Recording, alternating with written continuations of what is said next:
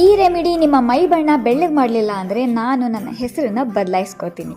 So ಈ ರೆಮಿಡಿಗೆ ಏನೆಲ್ಲ ಬೇಕು ಅಂದರೆ 2 ಸ್ಪೂನ್ ಕಸ್ತೂರಿ ಅರಿಶಿನ ತೊಗೊಂಡಿದ್ದೀನಿ, ಅಥವಾ ಮನೇಲಿ ಯೂಸ್ ಮಾಡುವಂಥ ಅರಿಶಿನ ಕೂಡ ಹಾಕಿ ನೀವು ರೋಸ್ಟ್ ಮಾಡ್ಕೋಬೋದು. ಆ್ಯಂಡ್ ನೆಕ್ಸ್ಟ್ 2 ಸ್ಪೂನ್ ಸಕ್ಕರೆ. ಆ ಸಕ್ಕರೆನ ಸ್ವಲ್ಪ ತರಿಯಾಗಿ ಈ ರೀತಿ ಲಟ್ಟಣಿಗೆಯಲ್ಲಿ ಊದ್ಕೊಂಡಿದ್ದೀನಿ.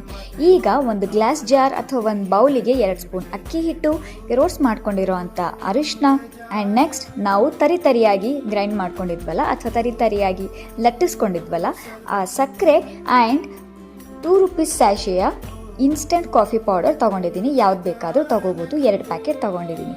ಇದಕ್ಕೆ ಮಿಕ್ಸ್ ಮಾಡೋದಕ್ಕೆ ವರ್ಜಿನ್ ಕೋಕೋನಟ್ ಆಯಿಲ್ ಯೂಸ್ ಮಾಡ್ತಾ ಇದ್ದೀನಿ. ನೀವು ಯಾವ್ದು ಬೇಕಾದರೂ ಯೂಸ್ ಮಾಡ್ಬೋದು. ಆ್ಯಂಡ್ ಯಾವುದಾದ್ರೂ ಬಾಡಿ ವಾಶ್ ಅಥವಾ ಶಾರ್ ಜೆಲ್ನ ಯೂಸ್ ಮಾಡಿಕೊಂಡು ನೀವು ಇದನ್ನು ಮಿಕ್ಸ್ ಮಾಡ್ಕೊಳ್ಳಿ. ಇದನ್ನು ನೀವು ವಾಶ್ರೂಮ್ನಲ್ಲೂ ಕೂಡ ಸ್ಟೋರ್ ಮಾಡಿ ಇಟ್ಕೋಬೋದು. ವಾರಕ್ಕೊಂದ್ಸಲ ನೀವು ಮಾಡ್ಕೋಬೋದು. ಸೇಮ್ ನೀವು ಯಾವ ರೀತಿ ಸೋಪನ್ನ ಮೈಗೆ ಹಚ್ಕೋತಿರಲ್ಲ ಅದೇ ರೀತಿ ಇದನ್ನು